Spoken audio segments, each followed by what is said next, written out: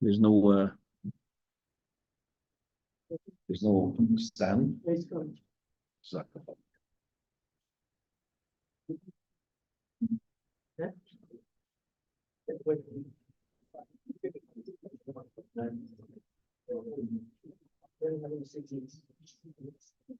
That's okay.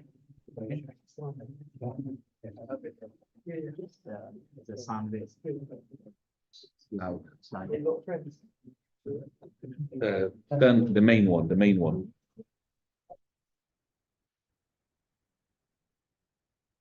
Bismillah. Yes. Okay, good. Inshallah. That's good. تفضل. This page. بسم الله الحمد لله والصلاة والسلام على رسول الله وعلى آله وصحبه ومن والاه. Yes. Date-wise, please, and the last class. Tonight on the 16th of Jumaadaa Al-Aakhirah, which corresponds to the 28th of December 2023, we will continue on the book Al-Tasfiyah wa Al-Tarbiyah on page 45. And this class number 6. Class number 6. Bismillah. Alhamdulillah wa salatu wa salam ala rasulillah wa ala alihi wa sahbihi wa mawala. Inshallah, tonight will be the last class in the Tasfiyah Tarbiyah, and then we will start new classes, bi'idhnillah, maybe in 2 weeks' time. It could be after 4 weeks. We'll see, inshallah, with the admin what they're going to decide. And the Shaykh now is going to be talking. This is in page 45 in your English. And Shaykh is going to be talking the cream of the crop. And also, we're going to talk about the second element of this whole lecture. First element was Al-Tasfiyah, purification, filterization. But now, we're going to talk about the second part of that, which is Al-Tarbiyah. And that's the name of the booklet, Al-Tasfiyah wa Al-Tarbiyah, which is cultivation.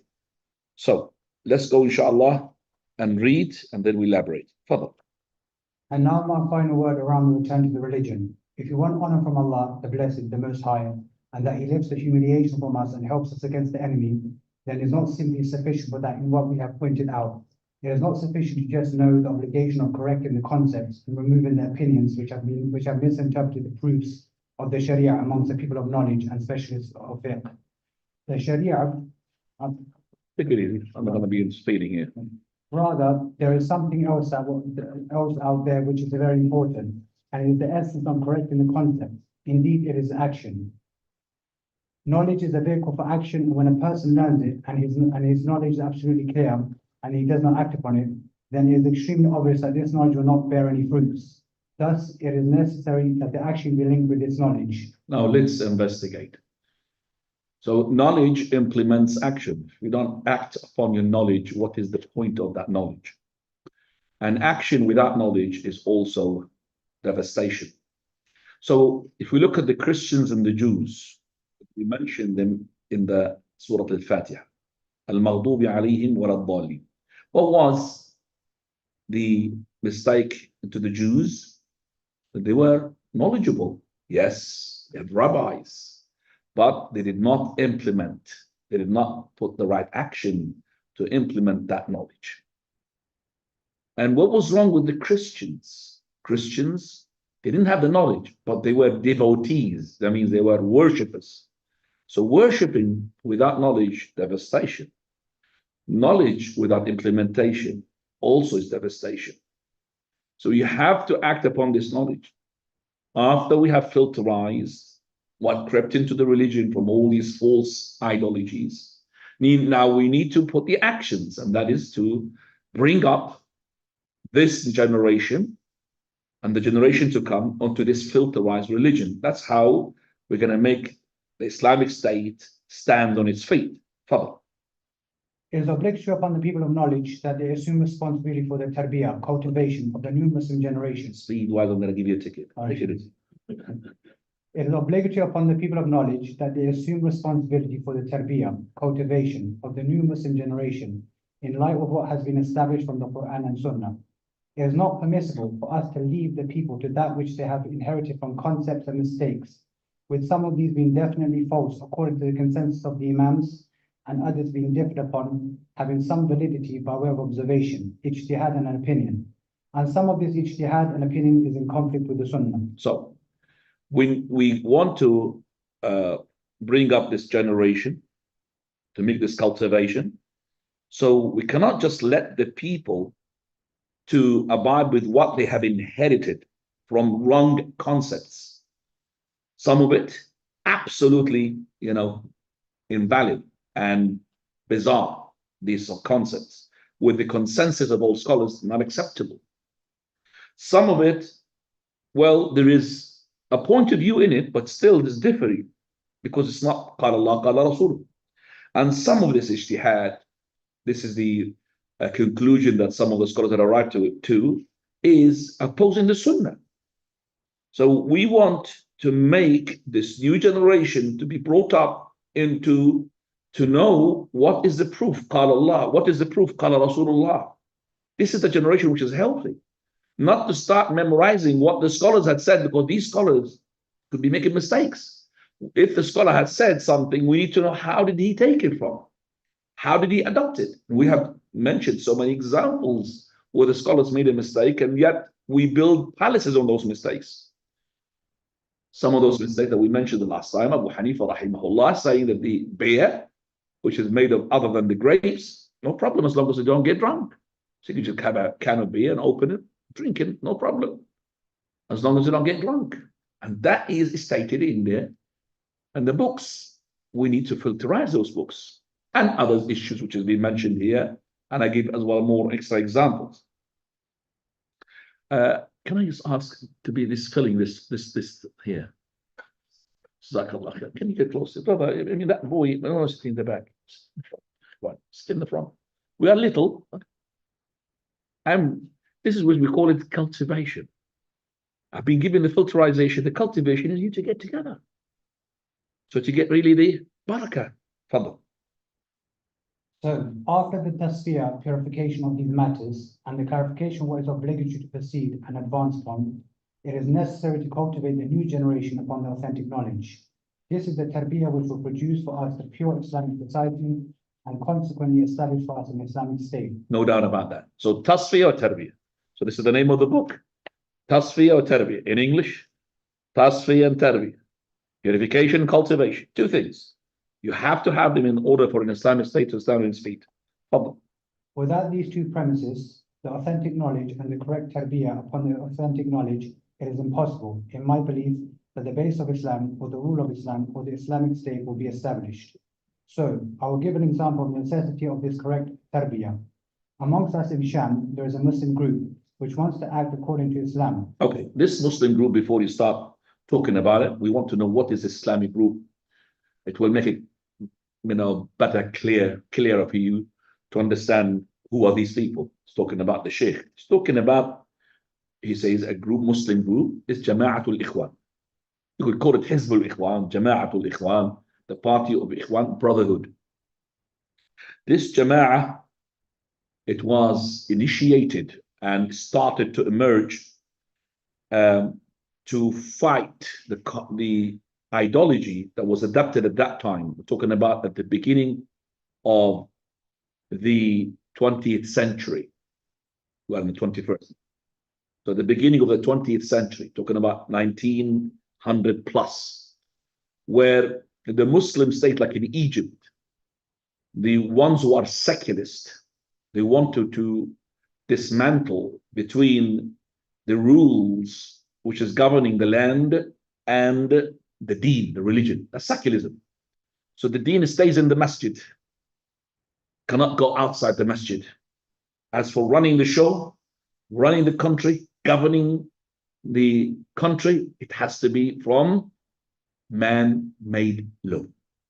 So this group came out to fight such ideology. Right, so the ideology behind it is accepted, but how it was implemented, this is where it's gone chaos. The person who had started this Jama'ah, group, partisan, whatever you want to call it, Hassan al-Banna, because I know that some of the Ikhwan from the Brotherhood, they don't like the word Hizb, but actually Hizb, it's the same, because we're not concerned about the name, concerned about what is behind that name.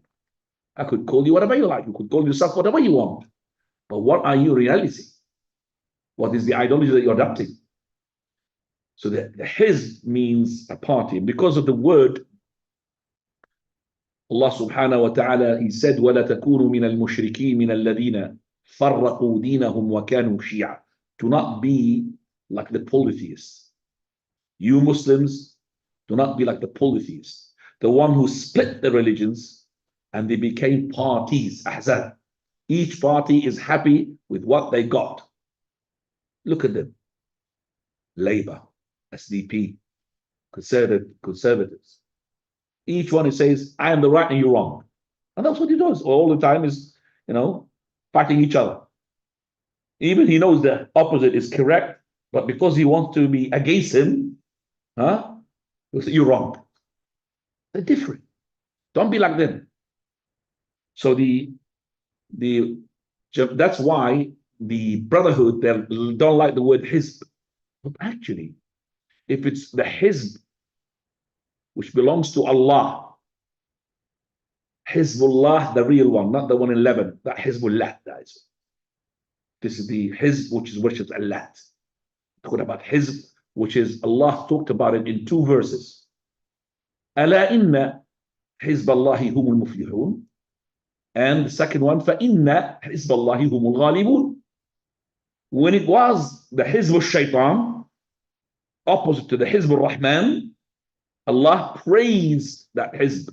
So the word Hizb doesn't mean anything as long as it is Hizb opposite to the Shirk Hizb. So this is Hizbullah, one Hizb. So it's been praised in that sense. That in this Hizb, he says, they are the successful, Muflihun, Ghalibun, they are the one who are going to be winning, the one who are going to supersede, Ghalibun. But when it was mentioned in the Quran in a way which is split, so this Hizb of Allah, we have Hizb inside it. We have Hizb inside. So this is the Hizb of Allah, and we have Hizb, parties inside it, within the Hizb. This is when it was about blameworthy. It was criticized by the Quran. وَلَا تَكُونُوا مِنَ الَّذِينَ مِنَ الْمُشْرِكِينَ مِنَ الَّذِينَ فَرَّقُوا دِينَهُمْ وَكَانُوا شِيَعًا. إِنَّ الَّذِينَ فَرَّقُوا دِينَهُمْ وَكَانُوا شِيَعًا لَسْتَ مِنْهُمْ فِي شَيْءٍ. Another verse, Allah says to the Prophet, the ones who had scattered their religion, and parties within the religion, you've got nothing to do with them, O Muhammad. Can I ask a question? Simple question. Any Hizb, let's take for example the Hizb of the Ikhwan. Do they like to have split and Hizb amongst them? Do they, or they don't want? Do they, the Hizb al-Ikhwan, any Hizb in the world, do they like to have a split amongst them? Come on, yes or no? Yes. Yeah. Can you just think, please? Any Hizb who's been running by one person, do they want to have within them people fighting one another? Hazab partisans? So how can it then they accept and they say it's no problem to have Ahzab parties in the religion of Allah and the Hizb of Allah? If they don't like to have Ahzab in their own and makes them weaker, they will fight because they want it to be one person running the show and one saying and one unity. So they're having now split amongst them. They don't like it, but they like to have the split and the disunity amongst the Hizbullah. SubhanAllah, do you understand that this is how the contradictions they go into it? Hassan al-Banna, he is born in the 1906, and he died in the 1949. Was assassinated. So this Hizb started in the year 1928. 1928. It's between the First and the Second World War. From the men who's known amongst them, the ones who are senior people from this Hizb, one is called Hassan al-Hudaybi. He was the Murshid, the leader of the Hizb, 1950, after the assassination of al-Banna. Also, Sayyid Qutb, well known, who was executed as well, is one of their men. And he had done a lot of damage, this person, especially in his books like Bilal al-Quran. One of them is okay, معادن في الطريق, but most of them are, he was criticizing even some of the companions. رضي الله عنه. Umar al-Tilmsani also is one of the senior people. Mustafa Mashhur, who says it's okay to go and linger around the grave of the Prophet ﷺ, and he made poetry which contains shirk.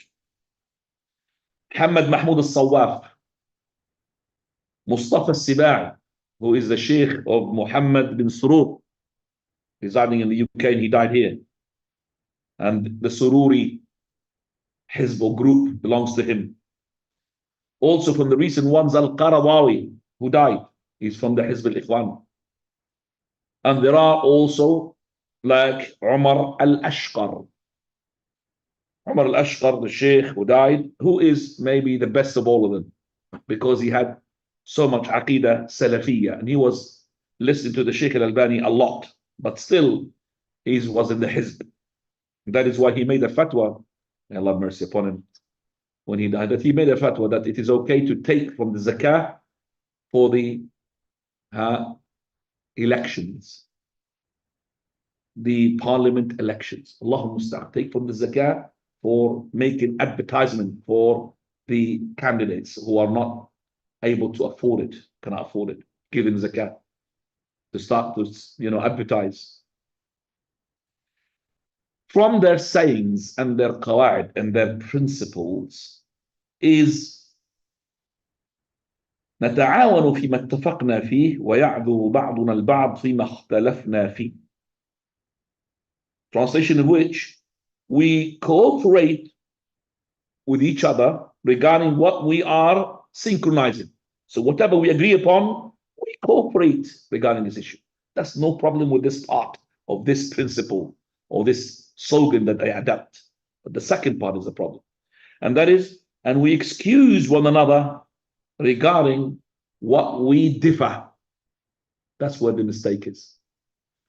This is where the criticism should be. And that is, he says, if we differ with one another, we should tolerate this difference and keep a closed eye. As whatever we agree upon, we cooperate. So the first one, cooperation about what we agree upon, we have no problem about that. But to excuse one another regarding what we differ, we cannot just make this as an open gate like that. Does that mean that if we differ upon Aqidah, no problem? So he comes to me, he is Sufi, he comes to me, he is Rafidi, he comes to me, he's a Shia, he comes to me, he is a Khawarij Ibadi, and then I'm going to keep close an eye, my eye is no problem to part in that and go along with him.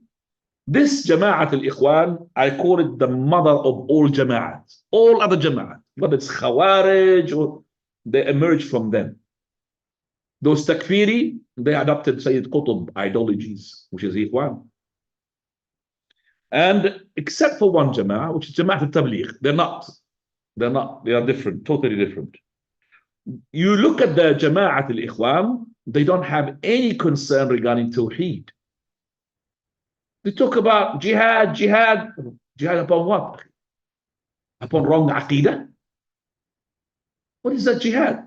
So they don't really concern themselves with teaching Tawheed. We have shirk amongst the people. Tawheed al-ibadah. Also, they don't really rotate around the fatwa. They rotate around the whims and desire. So if the fatwa comes, you should really abide by it. No. So whatever is being adopted by the Ikhwanis, for example, in Kuwait, is different from the ones who are in Jordan. And that took place at the time of the Gulf War. The Kuwaiti Ikhwanis were against the Ikhwanis of Jordan. The Ikhwanis in Jordan, they lined up with Saddam. And the Ikhwanis in Kuwait, of course, they are against Saddam because Saddam is the one, president of Iraq. He entered Kuwait. They were against each other because they are not rotating around a fatwa, a deen, a knowledge. From their deviances, Ikhwan, they fight the Salafis. They have killed Jamil al-Rahman in Afghanistan, who was fighting the Russian at that time. And his jihad was from the point of view of Islam was a proper jihad. Sheikh Al-Albani, rahimahullah, he cried for his death. He did not die on the hands of a disbeliever. He died on the hands of a person who says, La ilaha illallah, but he's from the Ikhwan. So hated in his heart against this da'wah. Our da'wah, Ikhwani, is the knowledge that would go to the heart. You'll find the person ready whenever there is a jihad. Scholar said, there's a jihad there, he will go. Because he's been brought up on a aqidah. Brought up on a aqidah, not brought up on a nasheed. You know what's a nasheed? They like the nasheed. They brought up on a nasheed. So, this is as well one of their things that they are distinguished with. Anashid. What is the latest unshuda? No wonder why when the jihad against the Russian in Afghanistan, it was open, and some of the scholars, they said this is a proper jihad because there is a banner, flag there. Could find underneath it against those Russians. No wonder why most of the ones who gone there are from the ones who've been brought up upon the correct aqidah, not on the anashid. No wonder why. So 80% who's gone there, they were from Blad al-Tawheed, from Saudi Arabia. The ones who have their dishdasha, their thobe above their ankles. The ones, these people, you laugh at them. They just go on because they studied the aqidah. They've learned. One of the scholars said, "This is correct." Correct, they go. But unfortunately, there they were messed up, brainwashed, and the takfiri took them. Okay, and there was no scholars attached to them, and that's why it was drifted away from the proper Salafiyah. Right, this is the Jama'at al-Ikhwan al-Muslimin. Now we come to how this Jama'ah, okay, despite of what they call good intention, because there is no knowledge, they end up doing something wrong. Tfaddal, again, I set an example. Amongst us in Sham, there is a Muslim group which wants to act according to Islam, bring new life into it, and be cultivated with it. Can you speak closer to this, because I want it to be audible to this one. Jazakallah. Cultivate with it and cultivate the new generation upon it. However, we feel in entirety that many of those who guide others out there are in need of extensive learning about Islam, themselves upon the sound authentic methodology, which we have pointed out as has proceeded. We see many of these young Muslim youth calling one another to the gathering on Friday night for its revival. This calling one another is for the obedience of Allah and for His worship, and this is something very beautiful. However, because they have not studied the Sunnah and they have not studied the fiqh, and they have not found a generation which cultivated them upon it since their tender age, then they are falling into what opposes the Sunnah. And we point that out with his statement, Sallallahu Alaihi Wasallam, لا تختص الليلة الجمعة بقيام من بين الليالي. Just put in, let's read the English. Do not single out the night of Friday from the other nights for prayer, and do not single out the day of Friday from the other days for fasting. So why do we revive the night of Friday whilst the Messenger Sallallahu Alaihi Wasallam prohibited us from that? The answer, because we have no knowledge. What is required is that the direction comes from the people of knowledge, that is not permissible to revive this night due to his Sallallahu Alaihi Wasallam's above mentioned saying. Okay. So we're finding here, Akhwani, that with this good intention, they want, for example, to bring this youth to the obedience of Allah. And I know, and I've seen this with my own eyes. So during the night that precedes the Jum'ah, which is the night of Al-Jum'ah, in English they call it Thursday night, isn't it? But in Islamically, it's the night precedes the day. It's the night of the Jum'ah, precedes the night Jum'ah. They gather the people to make qiyam. Okay, so they make these people to come and to make qiyam during the night of the Jum'ah. Right, calling one another for this, but didn't you know, singling out the night of Jumu'ah for Qiyam, specifying that night with Qiyam, goes against what the Prophet ﷺ said to us. لا تختصوا ليلة الجمعة بقيام. Do not designate, specify, target the night that precedes the Jumu'ah for Qiyam. And also the day of Jumu'ah, do not target the day of Jumu'ah for fasting, for Siyam. Unless, and that's a continuation which is not there, it happens to be a fast that one of you fasts. So, for example, you're fasting a day, breaking the following day, like the fast of Dawood, somehow you're going to come to the Jumu'ah. There's no problem. But you leaving the days and you fasting Jumu'ah, singling out Jumu'ah, why? I mean, you are going against the problem. What is the reason? You don't have knowledge. So he said that there's supposed to be scholars there, directing those youth to the right path and telling them doing such a thing, even if it looks good, that is reviving the night by night prayer before the day of Jumu'ah, that's incorrect and against what the Prophet ﷺ had said and forbade us from doing. Then we give another example. Further. You will find others from amongst the good youth who make lawful the listening of songs and musical instruments. And this is because they find the radio broadcasts filling up their ears. Right. Before you go ahead, there's a footnote there, number 39 in your English book. Please read it. So he's talking about some other people from the youth who are good, but yet they're making it halal to listen to the music and to the instruments of music. Come. Rather, some of them have produced musical bands and have given them Islamic names.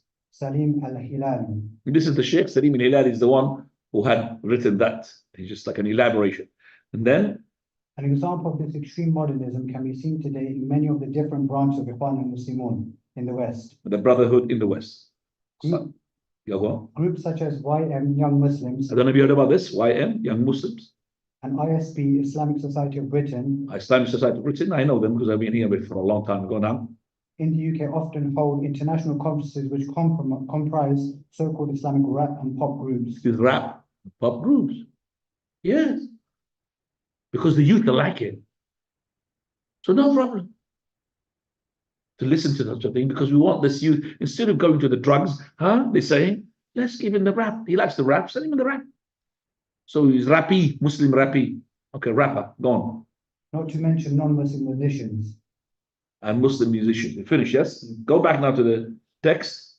And this is because they find the radio broadcast filling up their ears. You know, all broadcasts, radios and all of that, they're filling up their ears with the songs now. There does not exist out there any general direction for this new Muslim generation that indeed the Messenger sallallahu alaihi wasallam. There is no direction. There's no one to direct them, okay, to the following. The Prophet sallallahu alaihi wasallam had prohibited stringed instruments. So nobody told them that Allah's Messenger made it haram, these musical instruments. Now. And warned against listening to them. And now. He sallallahu alaihi wasallam threatened those who enter into the evening with entertainment and amusement and who listen to stringed instruments that will be transformed into apes and swine. Oh dear. The ones who listen to this musical instruments and they stay the night, they might be transformed to monkeys and pigs. Now, go ahead. This new generation has not been cultivated upon the knowledge of what is allowed and what is not allowed because it finds many statements out there. Because you remember the statement of Abu Hanifa's there, drinking the beer. There's other statements which makes what music to be halal. Go ahead. So, for example, this generation finds Ibn Hazm, the Imam, who has a treatise on the permissibility of musical instruments. Before long, this treatise is published and propagated amongst the people and corresponds to their desire. It goes along with the desire. So they found this Imam Ibn Hazm, which is a great Imam, which he made it no problem to listen to the music. Just like Abu Hanifa made it okay to drink the beer. So these people found this treatise of the Imam and they made it, subhanAllah, they printed it so many times. It's just because it's synchronized with whims and desire. They like it because it says it's halal to listen to the music. Now let's just talk about Ibn Hazm rahimahullah. His name is Ali ibn Ahmad ibn Sa'id ibn Hazm. He died in the year 456 Hijri. That's about almost 1,000 years ago. He was Zahiri. Zahiri, translation of what we call it superficial, but I don't like the word. Zahiri means he does not believe in qiyas. He does not believe in qiyas. Okay? And he goes into what the text says, he adopts it. He does not go into the qiyas into it. So for example, we know that Prophet ﷺ forbade us from urinating into the still water, the water which is still. That means it's not like a river. Forbade us from. So we understand that it's not just you urinate. That means to pour urination. But for him, so no problem to urinate in a cup and then throw it in that. Because the hadith says it's only not allowed to urinate, that means directly. See, it's called the, now, this is Zahiriyya. And he was, rahimahullah, great scholar, but he was actually Jahmi in his attributes, regarding the attributes of Allah Azza wa Jalla. He made a great book called Al-Muhalla in fiqh, in which he criticized all the four Imams. The one who criticized Allah the least is Imam Ahmad, and the most is Abu Hanifa. Most of his book is refutation to Abu Hanifa, because Abu Hanifa depends upon Allah qiyas, and he does not believe in qiyas. Now we find in Sirah A'lam al-Nubala, Imam al-Dhahabi said, قال عز الدين ibn Abd al-Salam, Sultan al-Ulama, great scholar, he said, I did not see any books in Islam regarding knowledge like Muhalla to Ibn Hazm and the Mughni to Ibn Qudama. Al-Dhahabi himself, to elaborate on what Izzuddin ibn Abd al-Salam had said, he said, he's truthful. The two books are great, Al-Muhalla and Al-Mughni. But the third one, he's adding now, As-Sunan Al-Kubra, Imam Al-Bayhaqi. The fourth one is Al-Tamheed ibn Abd al-Barr. He who had gained these books, and he was from the clever muftis, and he looked into them so many times and revised them, he is the great scholar. These four books. He'll be a great scholar. So that's Imam Ibn Hazm. He had made a good attribute to the Islamic heritage. Right, further. Maybe some of those who guide others and some of those who claim to reform will say, as long as there exists this Imam who has the likes of this opinion, then we will follow him or blind follow him in our listening to music. Especially, this has become a general necessity. Do you understand that? Somebody say, we've got an Imam there, yeah, he's saying music halal, we're going to go to him. Nah. But where is the Sunnah then? So the Shaykh al-Albani said, what is the Sunnah? You just put the Sunnah. Prophet ﷺ, he said a hadith there. Maybe that Imam did not see that hadith, or he thought it's not authentic, it's authentic. What is the Sunnah? Now, indeed, the Sunnah has become completely forgotten.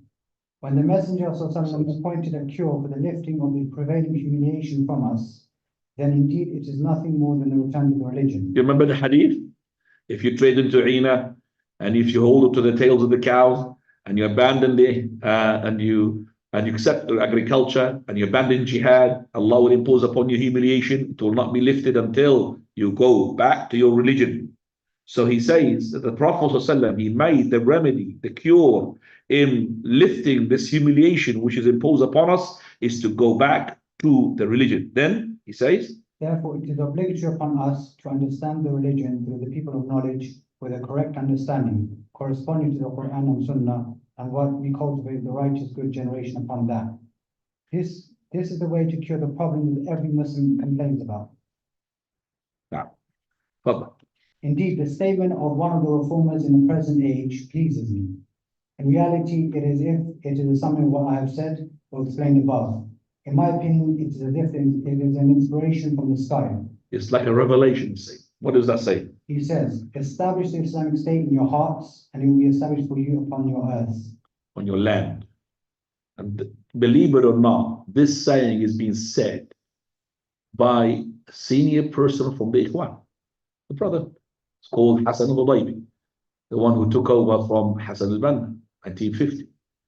Hassan al-Hudaybi is the one who said, أقيموا دولة الإسلام في قلوبكم تقم لكم على أرضكم. I've heard this word, this statement from Shaykh al-Albani so many times. God knows how many. Establish Islamic State in your heart. That means first make Islam to be governing your life, your wife, your children, your house, before you think about the big Islamic State. So if you don't have an Islamic State within your house, within those whom you are controlling and they are under your control, you're going to put Islamic State outside. The whole community, if you look at them, most of them, 90%, they don't have established Islam in their houses, in their hearts, within themselves. They expect that Islamic State is going to be established on their land? No way. That's what it means. And things like revelation, which is true because the Prophet ﷺ, you look at the hadith, it tells us, and Allah, what he said, and make your house qibla. Qibla. Yudikum Qibla. Qibla means that is all the time adhering to the commands of Allah, doing the prayers, all of that. Qibla. You have to make your house what? Qibla. It's not to build it towards the Qibla, meaning what goes inside Islam is to satisfy the Lord subhanahu wa ta'ala. So that's why this saying is perfect. Tafadhal. Without doubt, we had to rectify ourselves on the foundation of our Islam and our religion up until the Islamic State is established upon the earth of ours. And this, as we have mentioned, cannot happen with ignorance. Ignorance, Sheikh Al-Albani used to say, I like that word, bid'ah in this ummah. Ignorance is a bid'ah, innovation. We should not be ignorant. We should learn. Each person according to his capability. They're not going to be the same. I'm going to be scholars, using the knowledge, and you have as well the layman and all of that. But this layman as well, he has to make his effort to gain as much knowledge as possible. Why is it this layman, when it comes to making a profit, he is the best, and he studies which best of the area can make maximum profit, how to use them, the tools and the words to make customers to come to him, and he's very good. When it comes to this, I'm ignorant, mashallah. Not ignorant in selling cucumber and tomatoes. Very good you are, making money. When it comes to this, I'm ignorant. Why? Just like you learned how to make a profit, you could learn your deen as well. If you knew that your deen gives you the same money that gives you the cucumber and the tomato, I'm sure you'll learn the deen properly. Now. Rather, it only happens with knowledge. In conclusion, I advise every individual who is able to participate in this great matter that he and other than him cooperate with those who are qualified in explaining the Islam which came from the Quran and the Sunnah, and that he cooperate in the Tarbiyah of the generation upon that. This is a reminder, and the reminder benefits the believers. May the peace and mercy and blessing of Allah be upon you. Jazakallahu khairan wa ahsanallahu ilayk. This is the book, Alhamdulillah. Tamma bihamdillah sharh al-kitab. I'm just going to go now onto the cultivation of the whole lecture, or the whole 6 classes that preceded. So I'm going to just come and conclude and give you the cream of the crop. What did we learn from this? So the Shaykh Al-Albani in this treatise, number 1, he talked about khutbat al-haja, addressing of need, and how important it is to revive that. So whenever you start to talk, you say, Inna alhamdulillah nahmadu. It's very important. The Shaykh Al-Albani had actually revived that sunnah. It was forgotten. Prophet ﷺ used to make this khutbat al-haja whenever it's called addressing of need. It's marriage, also khutbat al-Jumaadaa. And secondly, that the humiliation that this ummah had reached is a sign of the prophethood. Because the Prophet ﷺ, he said, not a single year would pass except the one which is follows is worse until you meet your Lord. So this is the humiliation that the ummah that had reached. This is from the proof that the Prophet ﷺ is a prophet. Number 3, that we need to go back to Quran and Sunnah in order to know the disease that made us to be humiliated and how to cure it. We don't go to anyone except for Quran and Sunnah. That's how we know the disease and how to cure it. Then the 4th point, Shaykh Al-Albani talked about the hadith of إِذَا تَبَايَعْتُمْ بِالْعِينَةِ, which I call it the core of the talk, that hadith. If you trade into Ina, which is type of riba, if you remember we talked about it, and hold on to the tail of the cow, and accept agriculture and satisfy yourself with agriculture, meaning that you are hooked to the dunya, and you abandon the jihad, all types of jihad, including the physical jihad, then Allah will impose upon you humiliation which will not be lifted until you go back to your religion. So this hadith, that is point number 4, we could summarize the following 3 points regarding that hadith. Number 1, the Prophet ﷺ was given the collective words. It's a small hadith, but yet the meaning of it, whole book of this, Al-Tarbiyah. So it's a few words from the Prophet, but it's a huge meanings. Number 2, that the Prophet ﷺ, he's been having revelation to tell him what's going to happen to us. It's like he's living amongst us. He knows, but it's not because he knows himself. Revelation made him to and make us to, what he's anticipated was going to happen. Exactly what he said. Thirdly, this hadith had mentioned two types of disease. First one, manipulation in order to make halal haram. Remember, we talked about how the Jews made halal haram, talked about fishing. Remember? Yes. So it's manipulation. The Muslims do the same thing as well. Can anybody give me an example? The manipulation of the Muslims? Done earlier. Put the we in one glass and throw it there. Same thing. No. This is to do with the how Zahiriyya, but I gave it in some example at that time. How they manipulate the halal haram. Anybody? Alcohol. Yeah, I mean, they did not. This is the ijtihad, but manipulation is different. They make something halal haram. Like, for example, they call the alcohol a spirits.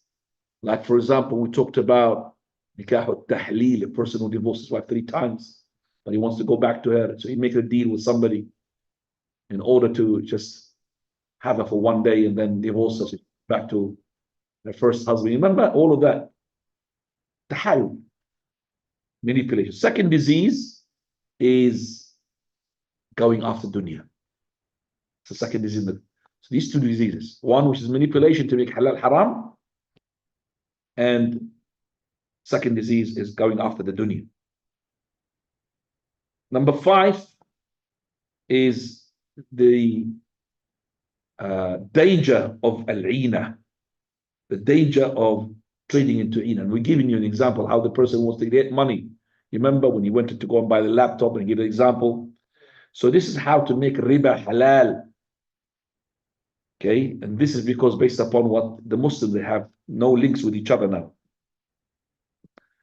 And also we talked about that the agriculture in itself is no problem, but when it becomes the person's daily life and he's hooked to it, then he's gonna be away from the deen. So that not let the dunya take you away from the deen. Number 7, we talked that the jihad is not just jihad for the fighting with the physical, but all types of jihad. Jihad against your whims and desire, against the shaitan, all of those are jihad. Number 8, going back to the deen is the remedy. This is the way we lift the humiliation. And this is how the ummah will return back to the triumph. Number 9, that what is the deen? What type of deen we're going to go to? So number 10, you could see so many differences, huge, between not just the fiqh, but actually even the aqidah of the Muslims and the methodologies of the Muslims. Which one is correct? We have, just like I have a fish market, we have fatwa market. And the reasons why we have these differences among them is either number 1, because of ignorance, or number 2, because of ta'assub, blind following, or number 3, because of whims and desire. Those are the 3 reasons. Then he says, point number 12, that there is no way to go back to the religion except by going back to the Quran and the Sunnah. Then number 13, he says that we need to filterize all the exegetes books, the Sunnah books, from all of those things which are wrong. So we have wrong tafsir, wrong ahadith, things which are saying that opposes the Quran and the Sunnah clearly. Point number 14, he gave some examples on these things that opposes the Quran and the Sunnah, which still in the books been taught. Like number 1, the intoxicants from other than the grapes, and which is the madhab al-Hanafi. And that's how the Hanafi people, they abide by it, and they would say no, Abu Hanifa does not make mistakes. Abu Hanifa is infallible. Okay. So why is it that those scholars who came later on didn't say Abu Hanifa made a mistake? Why? Because it's called Imam holiness, sanctifying, making an Imam holy. He does not make mistakes. Don't be scared. Say it's a mistake, because he's fluctuating between a reward and double reward. It's the haq truthful, is double reward. If it's mistake, it's one reward. Second example is to make a marriage without wali. The Hanafi madhab again, there's no wali. So they don't look at the other madhahib and what their proofs. Number 15, the zealous within the youth in changing the rules by other than laws of Allah. So those people who are, or these leaders who rule by other than the laws of Allah, you'll find the zealous in this youth, which is good, okay, to change it, but we should have the same zealous as well to change those deviant ideologies, like the intoxicant drink, like we said. These are things which are opposing also the Quran Sunnah. So you find them the zealous regarding, this leader, we need to put him down because he rules by the other laws of Allah. Their intention. So why don't we have the same intention regarding those ideologies which are wrong and opposing the Quran and Sunnah? Of course, we don't really believe this is the correct methodology, but I'm talking about the intention inside them. Also, the importance, that point number 16, importance of teaching al-fiqh al-muqaran. Al-fiqh al-muqaran. 17, the Shaykh al-Albani says that the Muslim state that we want, which madhab is going to adopt. Each one is called Shafi'i. Which madhab? Point number 18, he talks about killing the Muslim to the dhimmi in the hadith. These hadith, or these laws oppose the hadith of the Prophet ﷺ. And these muftis, they came with this rule that if a person was a Muslim killed a non-Muslim, he would be killed with that. Why? Because they've been brought up. They got used to this particular madhab. Finally, number 19 is the word, which is the final word, to do with the importance of purification and cultivation. Without them, there will no be Islamic State. And he says about the cultivation, the Ikhwan al-Muslimun, what they do with their recruitments, and they'll make them to go and revive the night of the Jum'ah, which is wrong. Okay, so that as well, the last saying, which is point number 20, أقيموا دولة الإسلام في قلوبكم, that is, establish Islamic State in your heart, it will be established in your land. And subhanallah, we as Ahlul Sunnati wal Jama'ah do not mind to take sayings from the ones who are deviant as long as they're correct. We look at the saying. So we have, for example, another saying from the Sufis, what we think is correct, like Man ista'jala shay'a qabla awanihi uqiba bihirmani, meaning who the one who hastened the matter before it is due, he will be punished by being deprived from it. You understand that? Don't hasten the matter. You're not going to catch it. You're not going to get it. And that is based upon Quran and Sunnah. So that's saying from the Sufi. It's not because it's Sufi said something, then it has to be wrong. Al-hikmatu dallatul. So he said, the hikmah is where the Muslim go and find it. Wherever he finds it, he takes it. So if somebody, even the enemies, that said something, but there is common sense in it and haqq, we take it. We don't say, he said it, khalas. But we're not going to go and learn our deen from those people. But I'm just saying, as I said, like in the Bible, there is still tawheed, ikhwani, monotheism. There are still there words of Isa alayhi salam, which he talks about the Almighty in the best of ways. We don't say, because it's in the Bible, throw it. But I do not take my words from the Bible. That's something else. I do not take my deen from the Bible. But as I said, simply that somebody said, and I'm saying this because there was a big row and a debate. When Shaykh al-Albani made a talk about this saying of Al-Udaybi, Aqimu Dawlat al-Islam, it was, I remember it, the top of my cousin's house, and Allah have mercy upon him, and we had Shaykh al-Albani give us a lecture. This lecture, a gathering, we had about more than 150 people.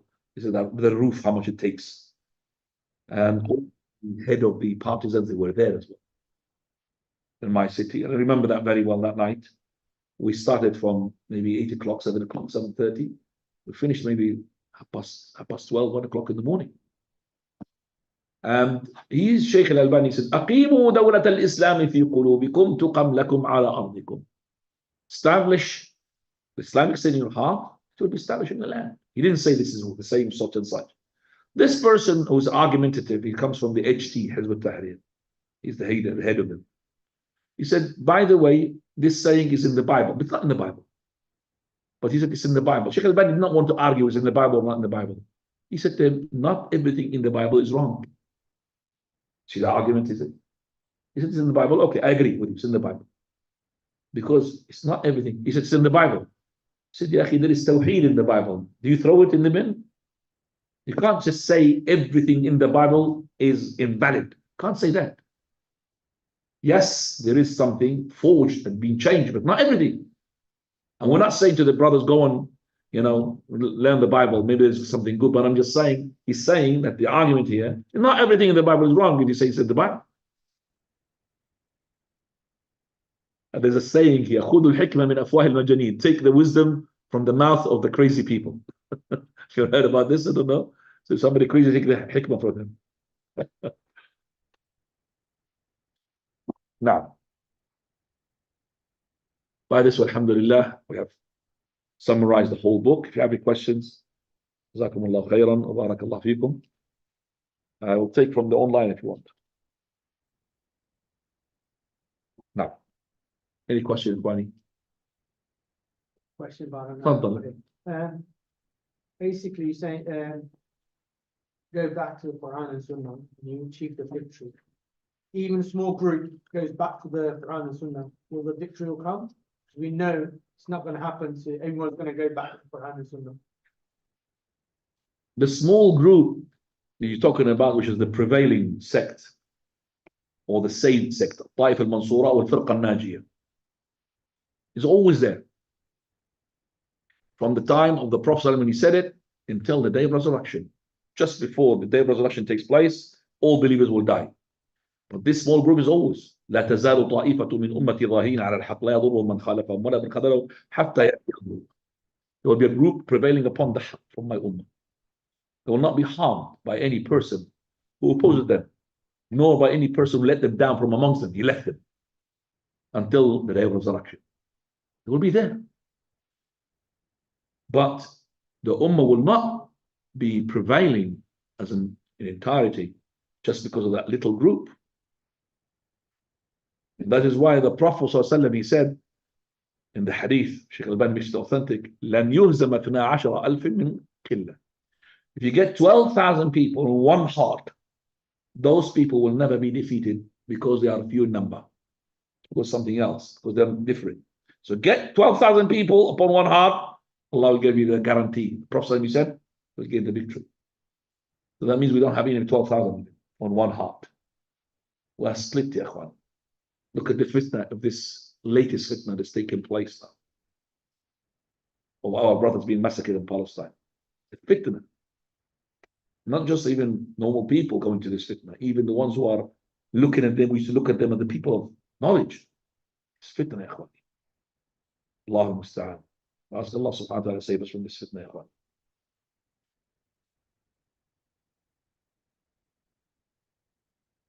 Now, any question, Ikhwani? Right.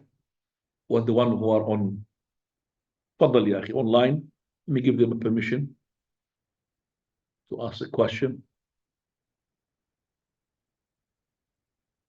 Fadal ya Faisal. Sheikh, on the day of judgment, if someone has the rights of intercession like a shaheed, is he allowed to intercede for a disbeliever to have a lesser punishment like a kafir parent? No, he's not allowed. He's allowed only to intercede for 70 of his relatives from the believers. No intercession for the disbelievers, except for what Allah told us about, or His Prophet. Like Allah Azza wa Jal gave this to Ibrahim alayhi salam regarding his father. But nobody else. And also Abu Talib, Prophet ﷺ, he had given the intercession for him to be lifted from the bottom of the hellfire to the shallow fire because of his help to the Prophet ﷺ. He used to love the deen of Islam, but he never entered it. He used to make even poetry, Talib, about the deen of Islam is to be the best of religion, but he never took it. Why? Because he doesn't want to be blamed or defamed or put down. Look, you follow the religion of those people weak. He died upon kufr. Allah musta'an. He refused to say the kalima la ilaha illallah, which would have saved him.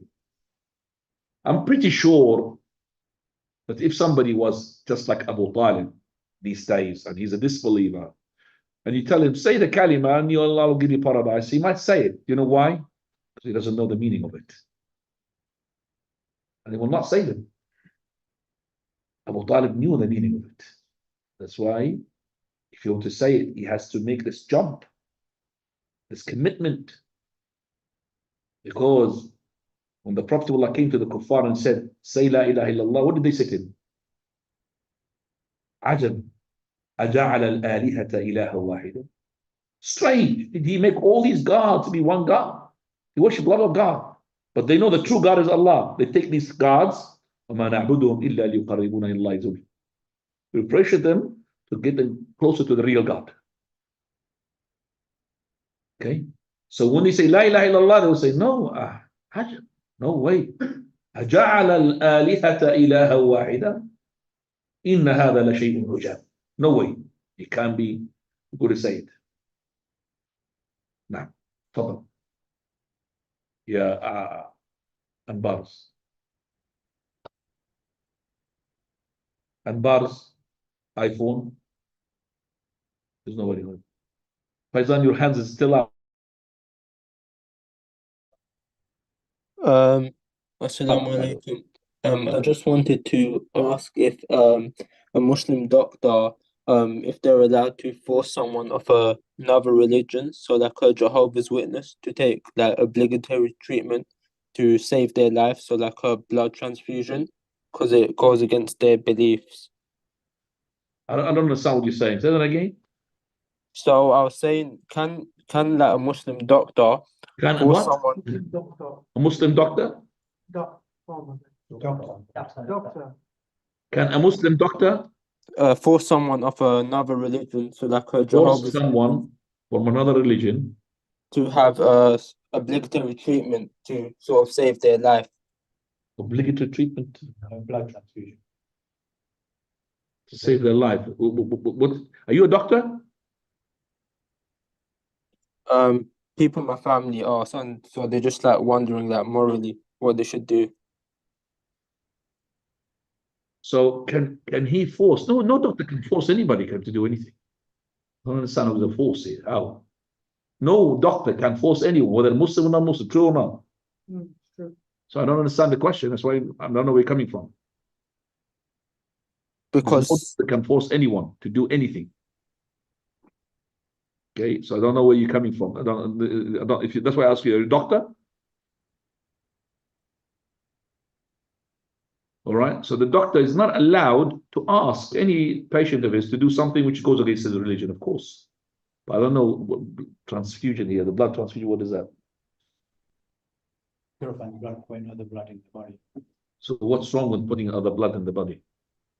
You're saying that the Jehovah's Witnesses, they're not allowed that in their religion, and you force them to do that. Allowed to give blood. Okay, now. But nobody can force him. Actually, he's wrong. He's making a question. He's not right. Nobody can force anybody to give blood. That's not right. So the question is not there. It's not realistic, basically. No.